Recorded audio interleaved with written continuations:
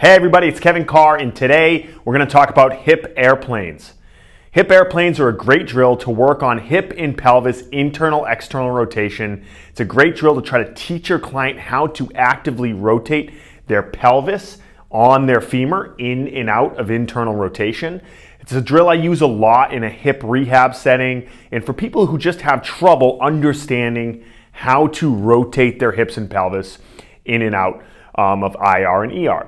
And so what we want to do, sometimes you see people do this drill unsupported where they're just kind of flying in place like this, but that can be really difficult especially for a novice client who has trouble with hip stability enough already and has trouble balancing and maintaining. So what I like to do is to do a barbell supported or rack supported hip airplane. You could also use a box, just some sort of implement to hang on to. You want to get right in front of the bar, grab the bar, and we want them to think like they're in a single leg deadlift position. So I'm going to have them kind of soften the knee just a little bit, reach that back leg back. You can see now my toe is turning down and in. I want to think about starting in a position of pelvic internal rotation on top of my femur. So my hips should be squared up to the ground.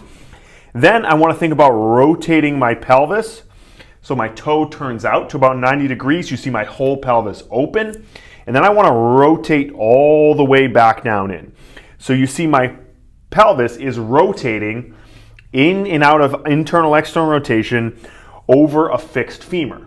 So if I switch sides, you can see this is the pivot point, right? If I do it on the other side, it's this glute, these glute muscles here helping to rotate open, rotate down. Keep a nice stable torso. We want to see that it's just the pelvis moving, and that they're not getting a lot of motion out of the back leg. They're not moving up and down through the stance leg. We want them to be able to isolate the pelvis moving on the femur so they can work on developing those hip rotator muscles and starting to be able to control that hip mobility in and out of internal and external rotation. So give those exercises a try. Work on really trying to cue them to stay in place. Let me know how you like it. If there's any other videos or exercises you want us to go over, let us know in the comments below. Thanks for watching.